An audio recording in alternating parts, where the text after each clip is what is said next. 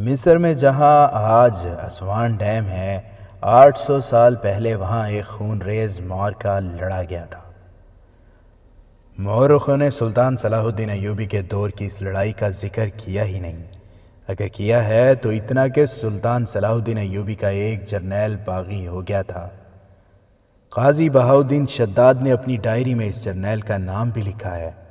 نام القنص تھا، جس کا تلفظ القند ہے۔ وہ مصری مسلمان تھا، اس کی ماں سوڈانی تھی۔ شاید یہ سوڈانی خون تھا جس نے اسے سلطان صلاح الدین ایوبی کے خلاف بغاوت پر اکسایا تھا۔ اس دور کے واقعہ نگاروں اور کاتبوں کی جو غیر مطبوعہ تحریریں ملی ہیں، ان سے اس بغاوت کا پس منظر خاصی حد تک واضح ہو جاتا ہے۔ یہ 1174 کے آخر اور 1175 کے اوائل کا عرصہ تھا جب سلطان صلاح الدین ایوبی مصر سے غیر حاضر تھا۔ اس سے پہلے پوری تفصیل سے سنایا جا چکا ہے کہ نور الدین زنگی مرحوم کی وفات کے فوراً بعد شام کے حالات اس صورت میں بگڑ گئے تھے کہ مفاد پرست عمرہ نے زنگی مرحوم کے 11 سالہ بیٹے کو سلطنت کی گدی پر بٹھا دیا اور صلیبیوں سے گٹھ جوڑ کر کے خود مختاری کے راستے پر چل پڑے تھے۔ سلطنت اسلامیہ ٹکڑے ٹکڑے ہو کر صلیبیوں کے پیٹ میں جا رہی تھی۔ سلطان صلاح الدین ایوبی دمشق پہنچا۔ تھوڑی سی مار کا آرائی اور دمشق کے شہریوں کے تعاون سے اس نے دمشق پر قبضہ کر لیا۔ خلیفہ اور اس کے حواری عمرہ اور جرنیل حلب کو بھاگ گئے، جہاں انہوں نے صلیبیوں سے جنگی مدد حاصل کی۔ صلیبیوں نے مدد کا جھانسا دے کر مسلمان فوج سے ٹکرا دیا۔ سلطان صلاح الدین ایوبی نے حمص اور حمات کے قلعے سر کر لیے۔ حلب کے محاصرے میں اسے غیر متوقع مزاحمت کا سامنا ہوا۔ اس کے ساتھ ہی تریپولی کے صلیبی حکمران ریمانڈ نے حملہ کر دیا۔ سلطان صلاح الدین ایوبی کو حلب کا محاصرہ اٹھا کر پیچھے آنا پڑا تاکہ صلیبی فوج کو راستے میں روکا جا سکے۔ سلطان صلاح الدین ایوبی کے دستوں کی برق رفتاری نے اس کی چال کو کامیاب کیا اور ریمانڈ لڑائی سے منہ پھیر گیا۔ مگر یہاں لڑائی ختم نہیں ہوئی تھی، اصل جنگ تو یہیں شروع ہوئی تھی۔ سلطان صلاح الدین ایوبی الرستان سلسلہ کوہ میں اپنی فوج کو پھیلائے ہوئے تھا۔ اس کا مقابلہ 3 دشمنوں کے ساتھ تھا۔ ایک الصالح اور اس کے حواری عمرہ کی فوج تھی، دوسرے صلیبی فوج اور تیسرا موسم۔ یہ جنوری فروری 1175 کے دن تھے جب پہاڑیوں کی چوٹیاں برف سے ڈھکی ہوئی تھیں، یخ جھکڑ چلتے تھے اور وادیاں ٹھٹر رہی تھیں۔ سلطان صلاح الدین ایوبی وہاں اس طرح الجھ گیا تھا جیسے زنجیروں میں جکڑا گیا ہو۔ مصر کے متعلق وہ مطمئن نہیں تھا۔ وہاں کی فوج کی کمان وہ اپنے بھائی العادل کے سپرد کر آیا تھا۔ اس فوج میں سے سلطان صلاح الدین ایوبی نے کمک بھی منگوا لی تھی۔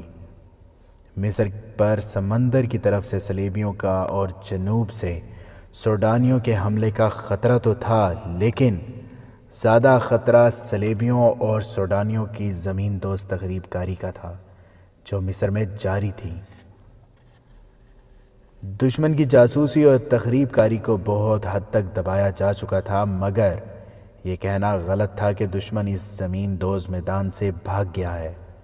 سلطان صلاح الدین ایوبی نے انہی خطروں سے نبرد آزما ہونے کے لیے اپنی انٹیلیجنس کے ماہر سربراہ علی بن سفیان کو قاہرہ میں رہنے دیا تھا۔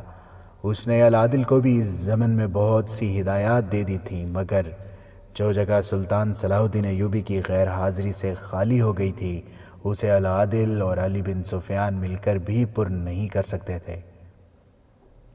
مصر کی سرحدوں اور ساحل کی دیکھ بھال کے لیے سرحدی دستوں کی چوکیاں اور ان کے پہرے تھے۔ سلطان صلاح الدین ایوبی نے العادل کے متعلق یہ حکم دے دیا تھا کہ سوڈانی سرحد پر ذرا سی بھی گڑبڑ کریں تو شدید جنگی نوعیت کی جوابی کارروائی کرو اور سوڈان کے اندر جا کر لڑو۔ مگر ایک ضرورت ایسی تھی جس کی طرف کسی نے بھی توجہ نہ دی۔ یہ تھی سرحدی دستوں کی بدلی۔ ان دستوں میں بیشتر سپاہی اور بعض کمانڈر ایسے تھے جو 2 سال سے زیادہ عرصہ سے سرحد کی ڈیوٹی پر تھے۔ یہ وہ سپاہی تھے جنہوں نے دشمن سے معرکے لڑے تھے، لہٰذا ان کے دلوں میں دشمن کے خلاف نفرت بھری ہوئی تھی۔ سوڈانیوں کو تو وہ کچھ سمجھتے ہی نہیں تھے۔ ان سے پہلے جو دستے سرحد پر تھے وہ اچھے ثابت نہیں ہوئے تھے۔ ان کی موجودگی میں مصر کی منڈی سے اناج اور دیگر ضروری اشیاء اسمگل ہو کر سوڈان چلی جاتی تھیں۔ سلطان صلاح الدین ایوبی نے محاذ سے واپس آ کر ان دستوں کو بدل دیا اور وہ دستے بھیجے تھے جو محاذ سے آئے تھے۔ ان دستوں نے سرحد پر پہنچ کر ادھم پپا کر دیا تھا۔ گشتی پہرے والوں کو کوئی چیز ہلتی نظر آتی تھی تو اسے جا دبوچتے تھے۔ وہ تیز رفتار تھے اور ان کی نظریں عقابی تھیں۔ انہوں نے سرحد صحیح معنوں میں سر بمہر اور مقفل کر دی تھی۔ یہ 2-2.5 سال پہلے کی بات تھی۔ ابتدا میں ان دستوں میں جوش اور جذبہ تھا اور کرنے کو ایک کام بھی تھا جو ایک مہم تھی۔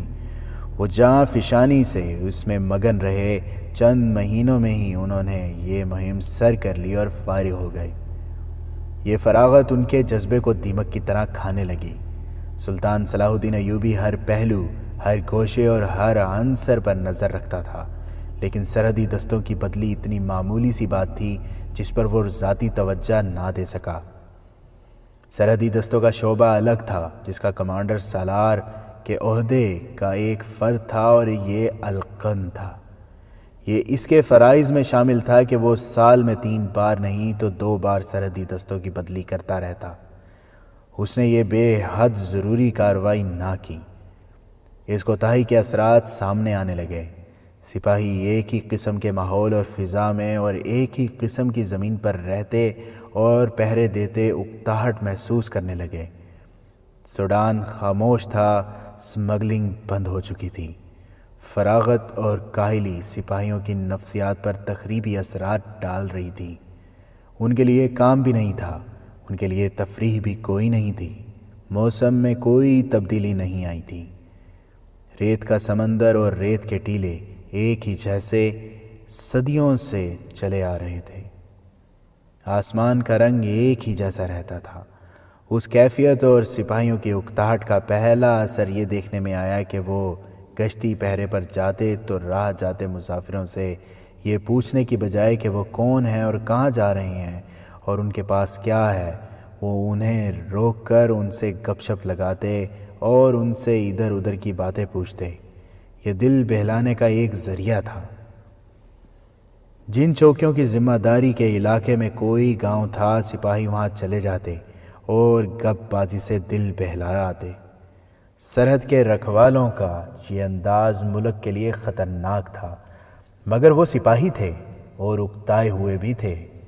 انسانی فطرت کا تقاضا تھا کہ وہ کہیں نہ کہیں سے تسکین حاصل کرتے۔ وہاں آتے جاتے مسافر تھے، رات بھر کے لیے پڑاؤ کرنے والے قافلے تھے یا کہیں کوئی آباد گاؤں تھا۔ وہ ہر کسی کے ساتھ گھل مل گئے۔ مصر کے سرحدی لوگوں پر ان کا جو ڈر تھا وہ دور ہو گیا۔ ان کے کمانڈر بھی سپاہیوں جیسے ہی انسان تھے، وہ بھی وقت گزارنے کے لیے اور تفریح کے ذرائع ڈھونڈنے کے لیے لگ گئے۔ جب سلطان صلاح الدین ایوبی دمشق کے لیے روانہ ہونے لگا تو اتنی عجلت میں تھا کہ سرحدوں کے متعلق تمام تر ہدایات دینے کے باوجود اس کے ذہن میں یہ نہ آئی کہ پرانے دستوں کی بدلی کے احکام بھی دے دیتا۔ اسے غالباً اطمینان ہوگا کہ ان کا کمانڈر القن تمام تر ضروریات پوری کرتا رہتا ہے۔ سلطان صلاح الدین ایوبی کے جانے کے بعد العادل نے فوجوں کی کمان لی تو اس نے القن سے پوچھا کہ سرحد پر جو دستے ہیں وہ کب سے اس ڈیوٹی پر ہیں؟ القن نے جواب دیا کہ وہ بہت عرصے سے وہیں ہیں۔ کیا سرحد پر مزید دستے بھیجنے کی ضرورت ہے؟ العادل نے پوچھا۔ اور کیا پرانے دستوں کو قاہرہ بلا کر نئے دستے بھیجنے کی ضرورت ہے؟ نہیں، القن نے جواب دیا۔ یہی وہ دستے ہیں جنہوں نے ملک سے اناج، مویشی اور ہتھیار وغیرہ کی چوری چھپے باہر جانے کو روکا تھا۔ وہ اب سرحد اور ارد گرد کے علاقوں کے عادی ہو گئے ہیں۔ وہ اب دور سے مشتبہ انسان کی بو سونگھ کر اسے پکڑ لیتے ہیں۔ ان کی جگہ اگر نئے دستے بھیجے گئے تو پرانے دستوں جیسا تجربہ حاصل کرتے انہیں 1 سال سے زیادہ عرصہ چاہیے۔ ہمیں ایسا خطرہ مول نہیں لینا چاہیے۔ العادل اس جواب سے مطمئن ہو گیا تھا۔ اسے بتانے والا کوئی نہ تھا کہ یہی القند رات کو اپنے گھر میں بیٹھا کہہ رہا تھا، یہ سرحدی دستے بیکار ہو چکے ہیں، میری یہ کوشش کامیاب ہے کہ میں ان کی بدلی نہیں ہونے دوں۔ انہوں نے سرحد کے لوگوں کے ساتھ گہرے دوستانہ تعلقات پیدا کر لیے ہیں۔ ان کی حالت یہ ہو گئی ہے کہ ان کے پیٹ تو بھرے رہتے ہیں، کھانے پینے کی انہیں کوئی شکایت نہیں۔ میں ان کے لیے ضرورت سے زیادہ خوراک بھیجتا ہوں، لیکن ان کی حالت بھوکے بھیڑیوں کی سی ہو گئی ہے۔ کوئی قافلہ گزرتا ہے تو وہ قافلے والوں کی عورتوں کو منہ کھول کر دیکھتے رہتے ہیں۔ اب ہم اپنا کام کر سکتے ہیں۔ وہ جس کے ساتھ باتیں کر رہا تھا وہ کوئی سوڈانی تھا جو اس کے ہاں مہمان کے روپ میں آیا تھا۔ وہ سوڈان سے اس کے لیے تحفے لایا تھا اور ان تحفوں کے ساتھ ایک پیغام بھی تھا۔ اس نے القند کو بتایا تھا کہ سوڈانی تیار ہیں، مگر نفری ابھی اتنی زیادہ نہیں ہوئی۔ یہ آدمی پیغام لے کر آیا تھا کہ اس نفری کو کسی طرح مصر میں داخل کر کے چھپا لیا جائے۔ اس کے لیے پہلی مشکل یہ تھی کہ انہیں سرحد پار کس طرح کرائی جائے۔ اسی کے جواب میں القند نے کہا تھا کہ مصر کے سرحدی دستے بیکار ہو چکے ہیں۔ القند ان چند 1 سالاروں میں سے تھا جن پر سلطان صلاح الدین ایوبی کو بھروسہ تھا۔ القند نے کبھی شک بھی نہیں ہونے دیا تھا کہ وہ مصر کی عمارت کا وفادار نہیں۔ علی بن سفیان تک کو اس نے دھوکے میں رکھا ہوا تھا۔ اس کا یہ کارنامہ کہ اس نے 2-2.5 سال پہلے اسمگلنگ روک دی تھی اور سرحدیں سر بمہر کر دی تھیں، اسے بہت فائدہ دے رہا تھا۔ کوئی بھی نہ جان سکا کہ وہ سرحدوں کا بھیدی بن چکا ہے۔ اب سلطان صلاح الدین ایوبی مصر سے چلا گیا تو القند نے العادل کو یقین دلا دیا کہ وہ سوڈان کی طرف سے بے فکر ہو جائے۔ سوڈان کا کوئی پرندہ بھی مصر میں داخل نہیں ہو سکتا۔ ایسا ہی یقین وہ علی بن سفیان کو بھی دلاتا رہا اور سوڈان میں حبشیوں کی ایک فوج مصر پر اس انداز سے حملہ کرنے کے لیے تیار ہوتی رہی کہ حبش چھوٹی چھوٹی ٹولیوں میں مصر میں داخل ہوں گے، چوری چھپے قاہرہ کے قریب جائیں گے اور ایک رات حملہ کر کے رات ہی رات میں مصر کی عمارت کو قبضے میں لے لیں گے۔ دریائے نیل سوڈان سے گزرتا مصر میں داخل ہوتا ہے، آگے مصر کے علاقے میں ایک وسیع جھیل کی صورت اختیار کر لیتا ہے، اس کے آگے ایسے علاقے میں داخل ہوتا ہے جو پہاڑی ہے، اس سے آگے آبشار کی طرح گرتا ہے، اس کے قریب اسوان ہے۔ سلطان صلاح الدین ایوبی کے دور میں اسوان کے گرد و نواح کی جغرافیائی کیفیت کچھ اور تھی۔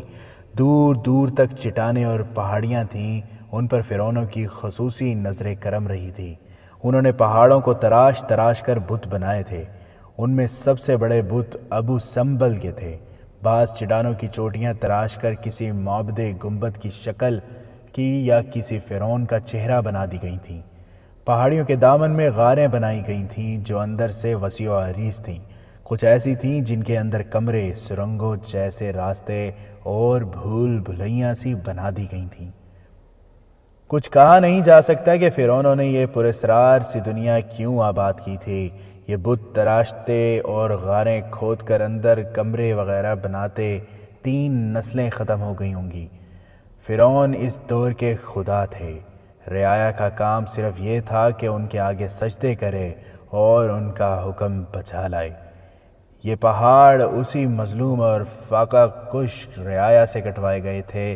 آج وہاں کوئی بت نہیں، کوئی غار نہیں، کوئی پہاڑ نہیں، وہاں اسوان ڈیم کی میل ہا میل وسیع جھیل ہے۔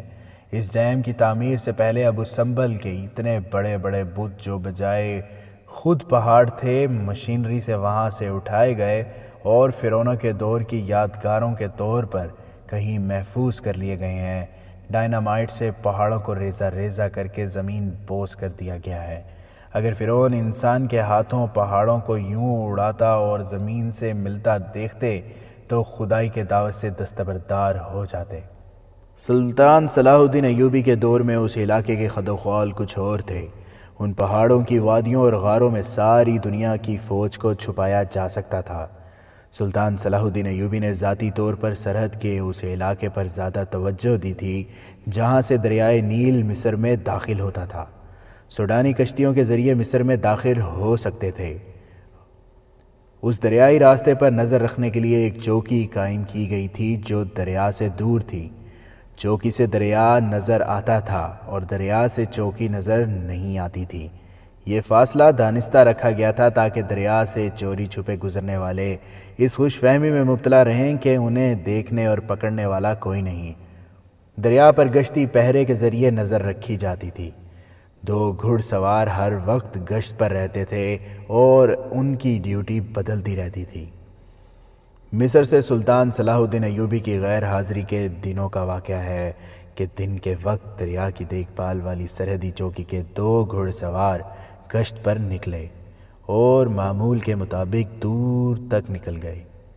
ایک جگہ دریا کے کنارے سبزہ زار تھا، سایہ دار درخت تھے اور یہ جگہ بہت ہی خوبصورت تھی۔ گشت والے سنتری اس جگہ آ کر آرام کیا کرتے تھے۔ ایک عرصہ سے انہوں نے کسی سوڈانی کو دریا سے آتے نہیں دیکھا تھا۔ ابتدا میں انہوں نے بہت سے آدمی پکڑے تھے جن میں بعض تخریب کار اور جاسوس تھے۔ اس کے بعد یہ دریائی راستہ ویران ہو گیا تھا۔ اب سنتری صرف ڈیوٹی پوری کرنے آتے اور چوکی کی نظروں سے اوجھل ہو کر بیٹھ جاتے تھے۔ ان 2 سواروں کا بھی یہی معمول تھا۔ اس معمول سے اب وہ تنگ آ گئے تھے۔ دریا کے کنارے اتنی سرسبز جگہ بھی انہیں اچھی نہیں لگتی تھی۔ ہر روز دریا کو دیکھ دیکھ کر وہ اس کے حسن سے اکتا گئے تھے۔ یہاں انہیں باہر کی دنیا کی اگر کوئی چیز نظر آتی بھی تھی تو وہ صحرائی لومڑی تھی جو دریا سے پانی پیتی اور سنتریوں کو دیکھ کر بھاگ جاتی تھی، یا ماہی گیروں کی ایک آدھ کشتی نظر آتی تھی۔ وہ ماہی گیروں سے یہ پوچھتے تھے کہ وہ کہاں کے رہنے والے ہیں، پھر انہوں نے یہ پوچھنا بھی چھوڑ دیا اور اس کے بعد ماہی گیروں نے بھی وہاں جانا چھوڑ دیا تھا۔ اس روز وہ سنتری گشت کے علاقے میں گئے تو وہ اکتائی ہوئی سی باتیں کر رہے تھے جن کا لب لباب یہ تھا کہ ان کے ساتھی قاہرہ، سکندریہ اور دوسرے شہروں میں عیش کر رہے ہیں اور وہ اس جنگل بیابان میں پڑے ہوئے ہیں۔ ان کے لب و لہجے میں احتجاج تھا اور بے اطمینانی تھی۔ وہ اس سرسبز جگہ سے کچھ دور تھے تو انہیں وہاں 4-5 اونٹ بندھے ہوئے نظر آئے۔ 8-10 آدمی بیٹھے ہوئے تھے اور 4 آدمی دریا میں نہا رہے تھے۔ دونوں سوار آگے چلے گئے مگر رک گئے۔ وہ کوئی انسان نہیں ہو سکتے تھے۔ انہیں جس چیز نے حیرت سے زیادہ خوف میں مبتلا کر دیا تھا وہ یہ تھی کہ دریا میں 4 آدمی نہیں بلکہ 4 جوان لڑکیاں نہا رہی تھیں۔ انہوں نے 70 باریک کپڑوں سے ڈھانپے ہوئے تھے۔ وہ دریا میں اس جگہ ڈبکیاں لگا رہی تھیں جہاں پانی ان کی کمر تک تھا۔ ان کے جسموں کے رنگ مصریوں کی نسبت زیادہ ستھرے اور جاذب تھے۔ وہ قہقہے لگا رہی تھیں۔ گھوڑا سوار یہ سمجھ کر ڈر گئے کہ یہ جل پریاں ہیں یا آسمان سے اتاری ہوئی پریاں یا فرعونوں کی شہزادیوں کی بدرو ہیں۔ وہ دونوں رکے رہے اور انہیں دیکھتے رہے۔ انہوں نے وہیں سے واپسی کا ارادہ کر لیا، لیکن جو آدمی بیٹھے ہوئے تھے انہوں نے ان کی طرف دیکھا۔ 2 آدمی اٹھ کر ان کی طرف آئے۔ لڑکیوں نے بھی انہیں دیکھ لیا تھا۔ وہ چاروں دریا سے نکل کر کنارے کی خشک اوٹ میں چلی گئیں۔ گھڑ سواروں کا خوف ذرا کم ہوا۔ وہ آخر فوجی تھے۔ قریب جا کر انہوں نے ان 2 آدمیوں سے پوچھا کہ وہ کون ہیں اور یہاں کیا کر رہے ہیں۔ دونوں آدمیوں نے جھک کر سلام کیا۔ وہ صحرائی لباس میں تھے۔ انہوں نے بتایا کہ وہ قاہرہ کے تاجر ہیں، بہت سے سرحدی دیہات میں مال فروخت کر کے واپس جا رہے ہیں۔ قاہرہ جانے کا یہ راستہ تو نہیں، ایک سوار نے کہا۔ لڑکیوں کا شوق ہے کہ دریا کے کنارے کنارے جائیں گے۔ ایک نے جواب دیا، ہم اپنے کام سے فارغ ہو گئے ہیں، واپسی کی کوئی جلدی نہیں، 2-3 راتیں یہیں قیام کریں گے۔ اگر آپ کو شک ہو تو چل کر ہمارا سامان دیکھ لیں، ہمارے پاس بہت سی رقم ہے، وہ بھی دیکھ لیں تاکہ آپ کو یقین ہو جائے کہ ہم واقعی مصر کے تاجر ہیں۔ دونوں گھڑ سوار ان کے ساتھ چل پڑے اور قیام کی جگہ پہنچے تو سب اٹھ کھڑے ہوئے۔ سب نے جھک کر سلام کیا، پھر دونوں کے ساتھ مصافحہ کیا۔ ایک آدمی نے پوچھا کہ وہ ان کا سامان کھول کر دیکھیں گے۔ گھڑ سوار سنتری گھوڑوں سے اتر چکے تھے۔ انہوں نے ایک دوسرے کی طرف دیکھا اور کہا کہ وہ سامان نہیں دیکھیں گے۔ ایک آدمی نے سلطان صلاح الدین ایوبی کی فوج کی تعریفیں شروع کر دیں۔ پھر انہوں نے ان دونوں کی جوانی، دلیری اور فرض کی تعریفیں کی۔ انہوں نے ایسی کوئی بات نہ کی جس سے ان دونوں کو کوئی شک ہوتا۔ اس دوران چاروں لڑکیاں کپڑے پہن کر اور بال جھاڑ کر آ گئی تھیں، لیکن وہ شرمائی سی پرے ہٹ کر کھڑی رہیں۔ اس ویرانے میں ان سپاہیوں نے 2-2.5 سال بعد باہر کے چند آدمیوں کی محفل دیکھی اور انہیں عورت ذات نظر آئی۔ ان لڑکیوں میں انہوں نے عورت کا ایک روپ دیکھا، ماں، بہن، بیوی، اور وہ عورت بھی جو ماں ہوتی ہے، نہ بہن نہ بیوی۔ دونوں کی نظریں ان لڑکیوں نے گرفتار کر لیں۔ لڑکیاں انہیں دیکھ دیکھ کر شرماتی اور منہ چھپا چھپا کر مسکراتی تھیں۔ ان کے شرم و حجاب سے پتہ چلتا تھا کہ یہ سب اچھے خاندان کے لوگ ہیں۔ یہ دونوں سرحدی سپاہی ان آدمیوں کی باتوں اور خصوصاً لڑکیوں میں ایسے محو ہو گئے کہ اپنی ڈیوٹی بھول گئے۔ سرحدی علاقے میں اتنی مدت سے پڑے رہنے اور فارغ ہونے کے جو برے اثرات تھے، وہ بڑی خطرناک نفسیاتی تشنگی بن کر ان پر غالب آ گئے۔ ایک آدمی دریا کے کنارے برچھی لیے کھڑا مچھلیاں پکڑ رہا تھا۔ وہ پانی پر دانے سے پھینکتا تھا، مچھلیاں اوپر آ جاتی تھیں اور وہ اوپر سے برچھی مارتا تو ایک مچھلی برچھی کی آنی میں پروئی ہوئی باہر آ جاتی۔ وہ بہت سی مچھلیاں پکڑ چکا تھا۔ کسی نے لڑکیوں سے کہا کہ وہ مچھلیاں بھونیں۔ چاروں لڑکیاں دوڑی گئیں۔ انہوں نے آگ جلائی اور مچھلیوں کو کاٹ کر آگ پر رکھ دیا۔ گھڑ سوار سرحدی سپاہی اپنے کھانے سے بھی اکتائے ہوئے تھے۔ ان کا کھانا اچھا ہوتا تھا، مگر ہر روز ایک ہی قسم کا کھانا کھا کھا کر وہ اس کھانے سے بھی اکتائے ہوئے تھے۔ دریائے نیل کے کنارے ان کے سامنے بھنی ہوئی مچھلی اور خشک پکا ہوا گوشت رکھا گیا تو دیکھ کر ہی ان پر نشہ طاری ہو گیا۔ سب مل کر کھانے لگے تو کھانا اور زیادہ لذیذ ہو گیا۔ کھانے کے دوران دونوں نے دیکھا کہ ایک لڑکی ان کے ایک گھوڑے کی گردن اور زین پر ہاتھ پھیرتی اور گھوڑے کو اشتیاق سے دیکھتی تھی۔ لڑکیاں مردوں کے ساتھ کھانے پر نہیں بیٹھی تھیں۔ گھوڑے والا سپاہی لڑکی کو دیکھ رہا تھا جو گھوڑے پر ہاتھ پھیر رہی تھی۔ لڑکی نے ادھر دیکھا تو مسکرا کر اس نے منہ پھیر لیا، کیونکہ اس گھوڑے کا سوار اسے دیکھ رہا تھا۔ ان سپاہیوں نے اتنی خوبصورت لڑکیاں پہلے کبھی نہیں دیکھی تھیں۔ ایک بوڑھے نے سپاہیوں سے کہا، ان لڑکیوں نے کبھی گھوڑے کی سواری نہیں کی، اور یہ جو لڑکی گھوڑے کے قریب کھڑی ہے گھڑ سواری کی شوقین ہے، لیکن اسے گھوڑے پر بیٹھنے کا کبھی موقع نہیں ملا۔ ہم ان چاروں کا شوق پورا کر دیں گے، ایک سپاہی نے کہا۔ کھانے کے بعد وہ سپاہی اٹھا اور اپنے گھوڑے کے پاس چلا گیا۔ لڑکی جھینپ کر پرے ہو گئی۔ سپاہی نے اسے کہا، آؤ میں تمہیں سواری کراتا ہوں، باری باری چاروں کو گھوڑے پر بٹھا دوں گا۔ کسی نے لڑکی سے کہا، ان سے شرماؤ نہیں، یہ تو تمہاری عزت اور ملک کے رکھوالے ہیں، یہ نہ ہوں تو سلیبی اور سوڈانی معلوم نہیں تمہارا کیا حشر کریں۔ لڑکی جھجکتی شرماتی گھوڑے کے قریب گئی۔ سپاہی نے اس کا پاؤں اٹھا کر رکاب میں ڈالا اور اسے اٹھا کر گھوڑے پر بٹھا دیا۔ سپاہی کو کسی نے آواز دی اور کچھ کہا۔ سپاہی اس طرف متوجہ ہوا۔ اچانک گھوڑا دوڑ پڑا۔ لڑکی کی چیخیں سنائی دیں۔ سپاہی نے گھوم کر دیکھا، گھوڑا سرپٹ دوڑا جا رہا تھا۔ اس کے اوپر لڑکی ادھر ادھر گرتی اور سنبھلنے کی کوشش کرتی تھی۔ سب نے شور بپا کر دیا کہ گھوڑا بے لگام ہو گیا ہے، لڑکی گر کر مر جائے گی۔ سپاہی کے قریب اس کے ساتھی کا گھوڑا کھڑا تھا، وہ اچھل کر اس گھوڑے پر سوار ہوا اور ایڑ لگا دی۔ لڑکی والا گھوڑا ایک چٹان سے گھوم کر نظروں سے اوجھل ہو گیا۔ سپاہی نے اپنے گھوڑے کی رفتار انتہا تک پہنچا دی۔ اسے معلوم تھا کہ لڑکی گری اور اس کا پاؤں رکاب میں پھنسا رہ گیا تو اس کی ہڈیاں ٹکڑے ٹکڑے ہو جائیں گی اور گھوڑا اسے گھسیٹ گھسیٹ کر ہڈیوں سے گوشت اتار دے گا۔ سپاہی نے گھوڑا چٹان سے موڑا۔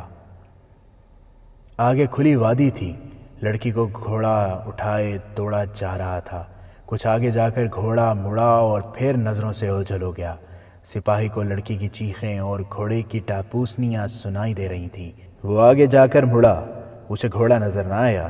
عجیب بات یہ تھی کہ اسے اب کوئی آواز نہیں سنائی دے رہی تھی، نہ گھوڑے کے ٹاپوں نہ لڑکی کی چیخوں کی۔ وہ سمجھا گھوڑا کسی کھڈ میں جا گرا ہے۔ اس نے گھوڑے کی رفتار کم کر دی۔ کچھ اور آگے گیا تو ایک اوٹ سے اسے لڑکی کی آواز سنائی دی، ادھر جلدی سے میرے پاس آ جاؤ۔ سپاہی نے ادھر دیکھا تو اس پر خوف طاری ہو گیا۔ گھوڑا کھڑا تھا اور لڑکی اطمینان سے اس پر سوار تھی۔ اس کے چہرے پر ڈر یا گھبراہٹ نہیں تھی، بلکہ ہونٹوں پر مسکراہٹ تھی۔ سپاہی نے ایک بار تو ارادہ کر لیا کہ گھوڑے کو ایڑ لگائے اور بھاگ جائے۔ اسے یقین ہو گیا تھا کہ یہ لڑکی شر شرار یا بدروح ہے اور اسے دھوکے سے اس ڈھکی چھپی جگہ لے آئی ہے اور اب اس کا خون پی جائے گی، لیکن وہ جیسے جکڑ لیا گیا ہو۔ لڑکی کی مسکراہٹ اور اس کے سراپا میں کوئی ایسی قوت تھی جس نے سپاہی کے گھوڑے کا رخ لڑکی کی طرف کر دیا۔ تم سپاہی ہو، مرد ہو، لڑکی نے اسے کہا، مجھ سے ڈر رہے ہو؟ وہ اس کے قریب گیا تو لڑکی نے اس کا ہاتھ اپنے ہاتھ میں لے کر کہا، گھوڑا بے لگام نہیں ہوا تھا، میں نے اسے خود ایڑ لگائی اور بھگایا تھا اور چیخیں مار کر یہ ظاہر کیا تھا کہ گھوڑا بے لگام ہو گیا ہے اور میں گر پڑوں گی۔ مجھے امید تھی کہ تم میرے پیچھے آؤ گے۔ میں اناڑی نہیں، شاہ سوار ہوں۔ تم نے یہ دھوکہ کیوں دیا ہے؟ سپاہی نے پوچھا۔ مجھے تمہاری مدد کی ضرورت ہے، لڑکی نے کہا۔ میں یہ باتیں سب کے سامنے نہیں کر سکتی تھی۔ تم نے ان آدمیوں میں ایک بوڑھا دیکھا ہے؟ وہ میرا خاوند ہے۔ اس کی عمر دیکھو اور میری جوانی دیکھو۔ میرے ساتھ جو لڑکیاں ہیں ان میں سے ایک میری طرح ایک بوڑھے آدمی کی بیوی بنا دی گئی ہے۔ تم جانتے ہو کہ لڑکی کو جس کے ساتھ باندھ دو وہ بول نہیں سکتی۔ یہ بوڑھا مجھے خوش کرنے کے لیے اپنے ساتھ لیے پھرتا ہے۔ یہ سب تاجر ہیں، ہمیں بھی اپنے ساتھ لیے پھرتے ہیں۔ دوسری دو لڑکیاں کون ہیں؟ سپاہی نے پوچھا۔ وہ دونوں شادی شدہ ہیں، لڑکی نے جواب دیا۔ ان کے خاوند جوان ہیں اور وہ انہیں سیر سپاٹے کے لیے ساتھ لاتے ہیں۔ تم میری مدد کرو۔ اگر یہ لوگ تمہیں اغوا کر کے لائے ہوتے تو میں ان سب کو چوکی لے جاتا، سپاہی نے کہا۔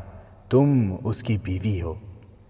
میں نے اسے اپنا خاوند تسلیم نہیں کیا، لڑکی نے کہا۔ تمہیں دیکھا ہے تو میرے دل میں اس بوڑھے کی نفرت اور زیادہ گہری ہو گئی ہے، اس نے جذباتی لہجے میں کہا۔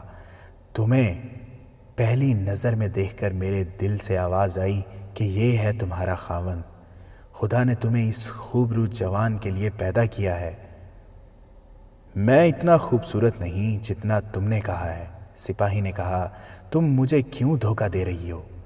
تمہارے دل میں کیا ہے؟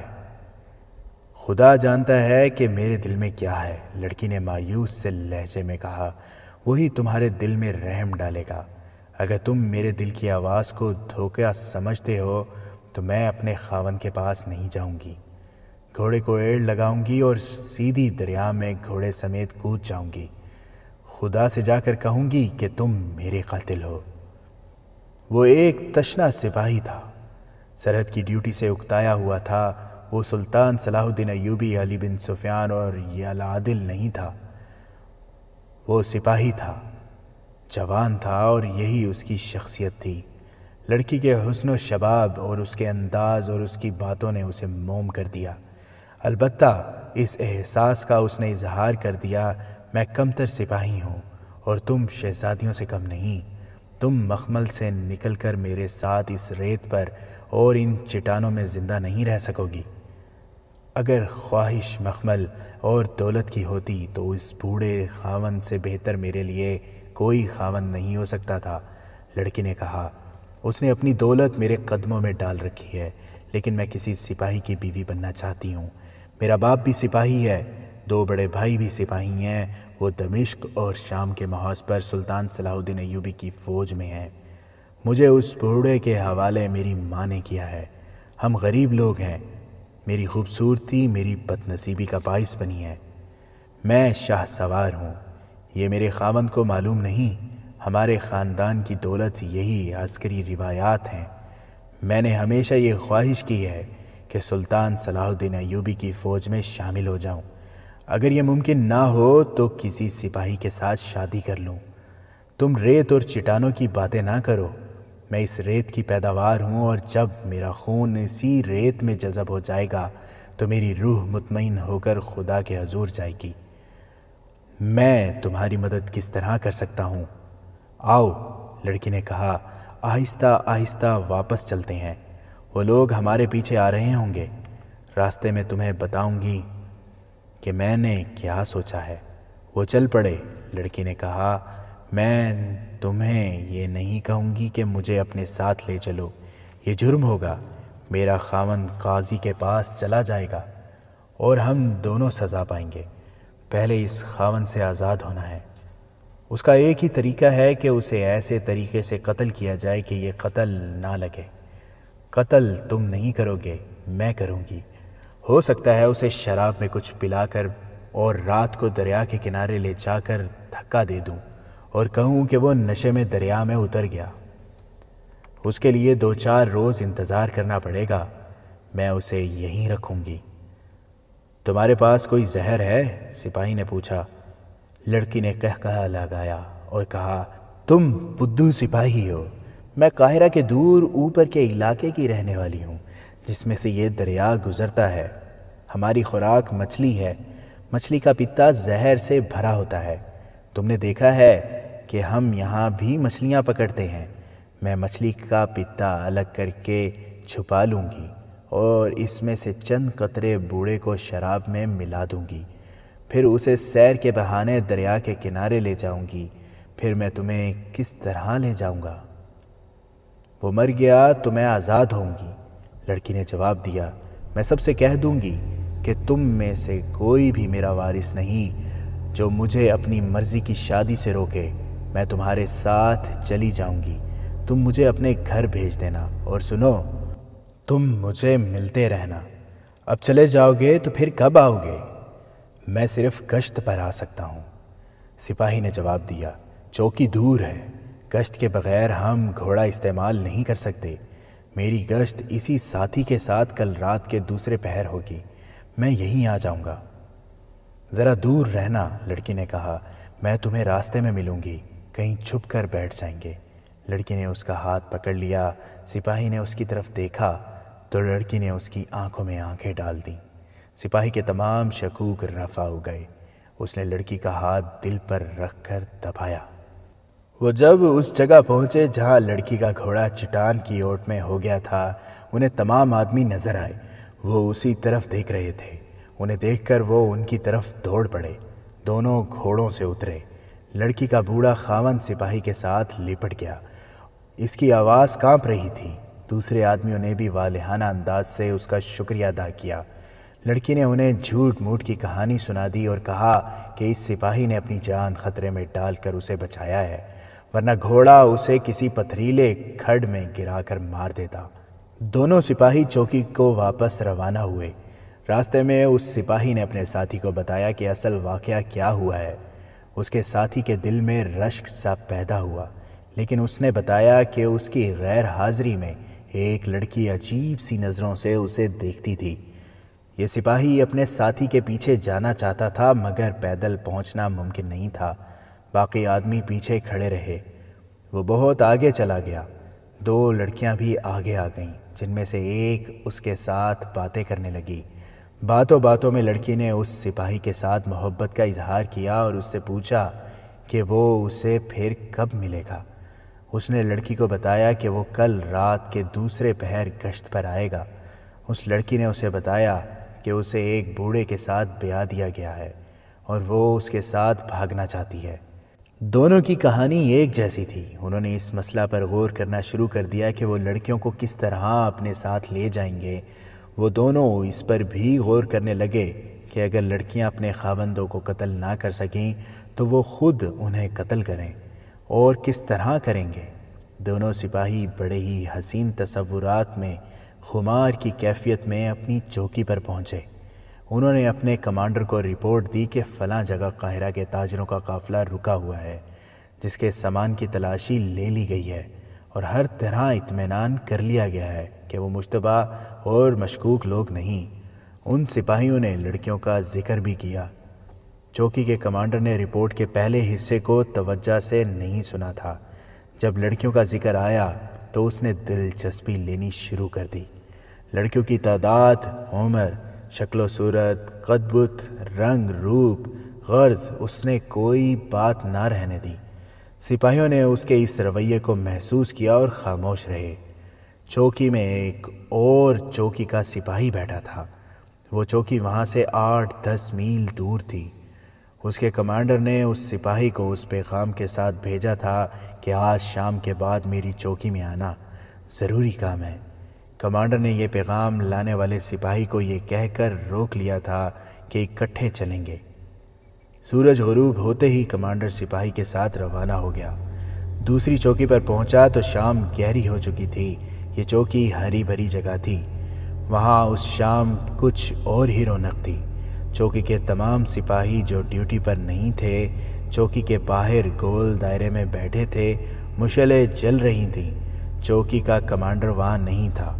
اس کے خیمے میں گئے، وہاں 2 لڑکیاں بیٹھی تھیں اور 3 صحرائی آدمی بھی تھے۔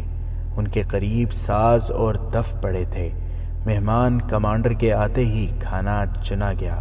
سب کھا چکے تو چوکی کے کمانڈر کے کہنے پر سازندے اور لڑکیاں باہر چلی گئیں۔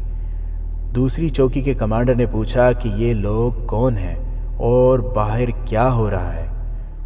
یہ لڑکیاں ناچنے والی ہیں، کمانڈر نے جواب دیا، اور ان کے ساتھی سازندے ہیں۔ یہاں سے گزر رہے تھے، پانی پینے کے لیے رکے تو میں نے انہیں بٹھا لیا۔ لڑکیاں اچھی لگیں، میں نے انہیں کھانا بھی کھلایا۔ یہ کہیں جا رہے تھے، میرے کہنے پر رک گئے۔ آج رات انہیں یہیں رکھوں گا۔ مجھے یہ سلسلہ اچھا نہیں لگا، دوسرے کمانڈر نے کہا۔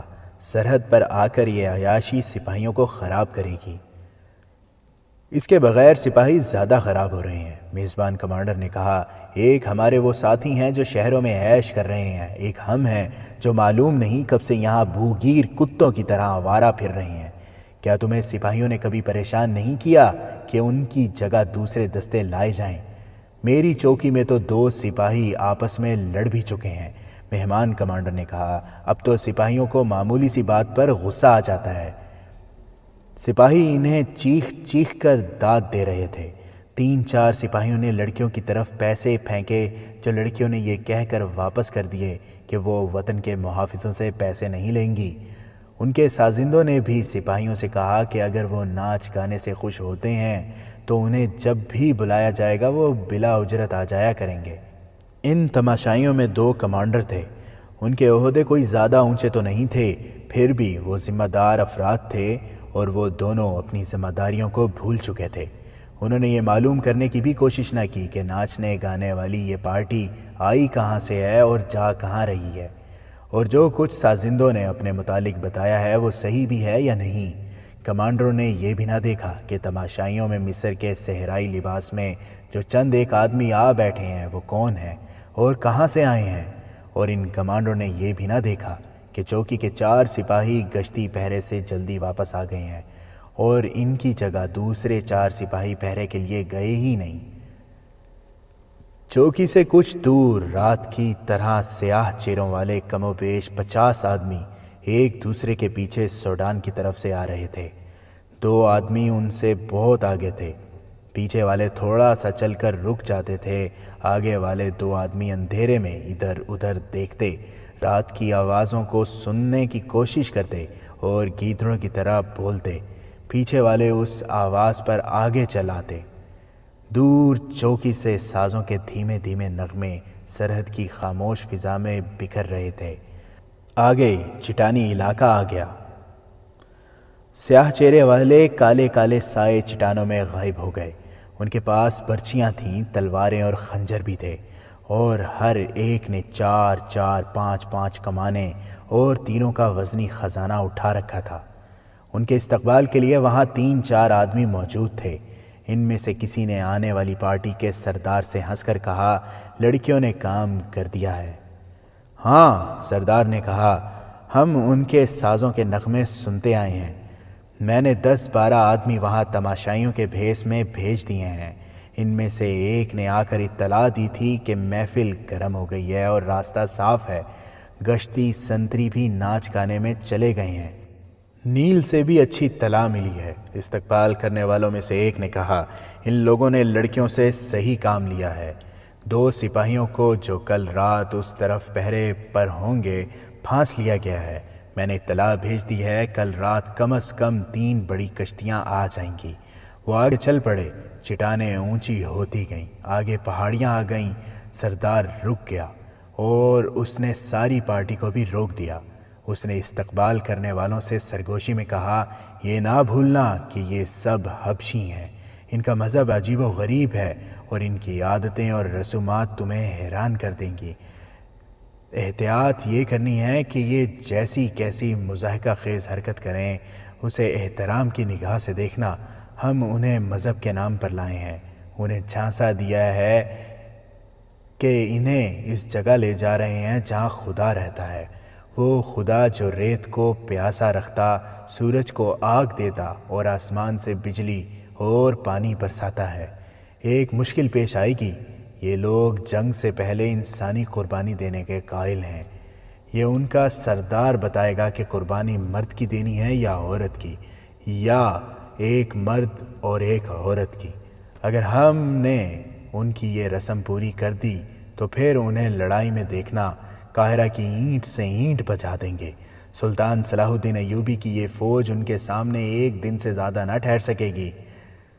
سردار نے سب سے کہا، سجدے میں گر پڑو، تم خدا کے گھر میں آ گئے ہو۔ سب سجدے میں گر پڑے، سردار کے کہنے پر اٹھے اور سردار کے پیچھے چل پڑے۔ یہ سوڈانی حبشی تھے جنہیں مصر میں داخل کیا جا رہا تھا۔ انہیں چھپانے کے لیے اس پہاڑی خطے کا انتخاب کیا گیا تھا۔ فرعونوں کے وقتوں کی غار، جو دراصل زمین دوز عمارتیں تھیں، بہت بڑی فوج کو گھوڑوں اور اونٹوں سمیت چھپا سکتی تھیں۔ سوڈان میں خون خوار حبشیوں کو ان کے مذہب اور توہم پرستی کے ذریعے اکٹھا کر کے فوجوں کے خلاف لڑنے کی ٹریننگ دی جا رہی تھی۔ لڑنے کے تو وہ ماہر تھے، ان کے قبیلوں کی جنگیں ہوتی رہتی تھیں۔ تیر اندازی اور نشانے پر برچھی پھینکنے کے وہ ماہر تھے۔ سوڈان کے حکمرانوں نے صلیبیوں سے معاہدہ کر کے بہت سے صلیبی فوجی افسروں کو بلا لیا تھا۔ وہ ان حبشیوں کو منظم اور باقاعدہ کمانڈر کے تحت ٹریننگ دے رہے تھے۔ اس سے پہلے سوڈانی فوج 2 بار شکست کھا چکی تھی۔ تیسری جنگ اس وقت ہوئی تھی جب سلطان صلاح الدین ایوبی کے بھائی تقی الدین نے سوڈان پر حملہ کیا تھا۔ سوڈانیوں نے یہ حملہ ناکام کر کے تقی الدین کی فوج کو بری طرح بکھیر دیا تھا۔ تقی الدین سلطان صلاح الدین ایوبی کی مدد سے اپنی بچی کچی فوج واپس لے گیا تھا۔ اس میں سوڈانیوں کی ناکامی یہ تھی کہ انہوں نے تقی الدین کا تعاقب نہ کیا اور مصر پر حملہ نہ کیا۔ اگر سوڈانی تعاقب کرتے تو تقی الدین کی فوج اتنی تھکی ہاری تھی کہ مصر کو سوڈانیوں سے بچا نہ سکتی۔ ان ناکامیوں کو دیکھتے ہوئے صلیبیوں نے سلطان صلاح الدین ایوبی کا طریقہ جنگ آزمانے کی اسکیم بنائی تھی۔ انہوں نے دیکھ لیا تھا کہ سلطان صلاح الدین ایوبی کم سے کم نفری سے زیادہ فوج پر شب خون قسم کا حملہ کرتا اور جم کر لڑنے کی بجائے اپنے دستوں کو گھما پھرا کر لڑتا اور بڑی سے بڑی گٹھی ہوئی فوج کو بکھیر دیتا ہے۔ انہیں یہ بھی معلوم تھا کہ اس قسم کے حملے کے لیے بڑی ہی سخت ٹریننگ اور خاص قسم کے سپاہیوں کی ضرورت ہوتی ہے۔ عام قسم کی فوج صرف ہجوم کی صورت میں لڑ سکتی ہے۔ چنانچہ انہوں نے حبشی قبائل میں جنگی جنون پیدا کر کے تھوڑی سی فوج تیار کر لی تھی اور انہیں شب خون کی ٹریننگ دی تھی۔ وہ قاہرہ والوں کو بے خبری میں دبوچ لینا چاہتے تھے۔ اب سلطان صلاح الدین ایوبی مصر میں نہیں تھا۔ انہیں یقین تھا کہ سلطان صلاح الدین ایوبی کی غیر حاضری میں وہ میدان مار لیں گے۔ انہیں اس حملے کی کمان کے لیے ایک ایسے جرنیل کی ضرورت تھی جو مصر کی فوج کا ہوتا کہ وقت اور قوت کم سے کم صرف ہو اور حملہ صحیح ٹھکانوں پر ہو۔ ان کی یہ ضرورت سلطان صلاح الدین ایوبی کے سالار القند نے پوری کر دی تھی۔ سوڈان کے حبشیوں کی فوج کو چھپانے کے انتظامات القند نے ہی کیے تھے۔ اس نے مصری فوج کے 4-5 جونیئر کمانڈر بھی اپنے ساتھ ملا لیے تھے۔ جاسوسوں کے ذریعے اس کا رابطہ سوڈان کے ساتھ تھا۔ اب یہ فوج مصر میں داخل ہو رہی تھی۔ رات گئے تک چوکی پر ناچ گانا ہوتا رہا۔ دوسری چوکی کا کمانڈر وہاں سے اپنی چوکی کے لیے روانہ ہونے لگا تو اس نے اس چوکی کے کمانڈر سے کہا کہ وہ ان لوگوں سے کہے کہ کل رات اس کی چوکی پر آئیں۔ سازندے مان گئے۔ انہیں اور جانا ہی کہاں تھا، وہ تو سوڈانیوں بلکہ القند کے بھیجے ہوئے لوگ تھے۔ یہ تو انہوں نے جھوٹ بولا تھا کہ وہ کسی کے بلاوے پر اس کے گاؤں جا رہے تھے۔ ان کے ذمے یہی کام تھا کہ ان 2 چوکیوں پر پانی پینے کے بہانے رکیں اور ایسی باتیں کریں کہ چوکیوں کے کماندار ان کے جال میں آ جائیں۔ ناچنے والی لڑکیاں دلکش تھیں۔ کمانڈر ان کے جال میں آ گیا۔ اس نے دریا والی چوکی کے کمانڈر کو بھی بلا لیا اور 50 حبشی سرحد پار کر کے پہاڑیوں کے پیٹ میں غائب ہو گئے۔ اگلی رات دونوں رقاصائیں دریا والی چوکی پر جا پہنچیں اور وہاں بھی رونق پیدا کی گئی جو اس چوکی پر کی گئی تھی۔ رات کے دوسرے پہر دریا کے ساتھ ساتھ گشت کرنے والے 2 سپاہی واپس آ گئے۔ ان کی جگہ دوسرے 2 سپاہی روانہ ہونے لگے۔ انہیں ساتھیوں نے کہا کہ وہ یہ رونق چھوڑ کر نہ جائیں۔ کمانڈر اس وقت لڑکیوں اور ان کے رقص میں مست ہے۔ لیکن وہ دونوں یہ کہہ کر چل پڑے کہ وہ اپنے فرض میں کوتاہی نہیں کرنا چاہتے۔ یہ وہی 2 سپاہی تھے جنہیں 2 لڑکیوں نے محبت کا اظہار کر کے کہا تھا کہ وہ اپنے بوڑھے خاوندوں سے نجات حاصل کر کے ان کے ساتھ جانا چاہتی ہیں۔ انہیں فرض کا اتنا خیال نہیں تھا جتنا ان لڑکیوں کے پاس پہنچنے کا اشتیاق تھا۔ لڑکیوں نے انہیں کہا تھا کہ وہ انہیں ملیں گی۔ اس سے پہلے وہ آہستہ آہستہ چلتے، رکتے اور چلتے تھے، مگر اس رات چوکی سے ذرا دور ہوتے ہی انہوں نے گھوڑے دوڑا دیے۔ ایک جگہ گھوڑے روک کر اترے اور آہستہ آہستہ چلتے الگ الگ ہو گئے۔ دونوں لڑکیاں مختلف جگہوں پر ان کا انتظار کر رہی تھیں۔ وہ دونوں کو دریا سے دور چٹانوں میں لے گئیں۔ دونوں نے ان پر اپنے حسن و جوانی اور محبت کا طلسم طاری کر دیا اور خاوندوں کے قتل کی اسکیمیں بنتی رہیں۔ دونوں نے کہا کہ وہ اپنے خاوندوں کو شراب میں خواب آور سفوف پلا کر سلا آئی ہیں۔ دونوں سپاہی ایک چٹان کے اس طرف دوسرا کہیں اور، صرف فرض کو ہی نہیں گرد و پیش کو اور دنیا کو بھی فراموش کیے بیٹھے تھے۔ اس جگہ سے تھوڑی دور آگے جہاں ان سپاہیوں نے تاجروں کے قافلے کو بیٹھے دیکھا تھا، دریا کے کنارے 4 سائے ادھر ادھر حرکت کر رہے تھے۔ دریا کی ہلکی ہلکی لہریں جل ترنگ بجا رہی تھیں۔ یہ آدمی پانی کی سطح پر تاریکی میں دور دیکھنے کی کوشش کر رہے تھے۔ وہ بے چین ہوئے جا رہے تھے۔ ایک نے کہا انہیں اس وقت تک آ جانا چاہیے تھا۔ دوسرے نے کہا انہیں اطلاع تو دے دی گئی تھی۔ ایک نے آنکھیں سکیڑ کر کہا وہ بادبان معلوم ہوتے ہیں۔ اس نے ایک دیا جلا کر آہستہ آہستہ دائیں بائیں ہلانا شروع کر دیا۔ دریا میں دور 2 دیے جلتے نظر آئے اور بجھ گئے۔ تھوڑی دیر بعد ایک بادبانی کشتی کنارے کے ساتھ آ لگی۔ کنارے پر کھڑے ایک آدمی نے کہا کسی کی اونچی آواز نہ نکلے۔ مکمل خاموشی سے سیاہ کالے حبشی کشتی سے کنارے پر کودنے لگے۔ اس کے پہلو میں ایک اور کشتی آ رکی، اس میں سے بھی حبشی اترے۔ یہ بہت بڑی کشتیاں تھیں، ان میں سے کم و بیش 200 حبشی اترے۔ پھر ان میں سے سامان اترنے لگا۔ یہ سب جنگی سامان تھا۔ جو ہی کشتیاں خالی ہوئیں، ملاحوں سے کہا گیا کہ بہت تیزی سے کشتیاں واپس لے جائیں۔ ملاحوں نے بادبانوں کے رسے کھینچے، رخ بدلے اور کشتیاں ساحل سے ہٹا کر اندھیرے میں غائب ہو گئیں اور حبشیوں کی یہ کھیپ بھی چٹانوں میں سے ہوتی ہوئی پہاڑوں میں گئی اور غائب ہو گئی۔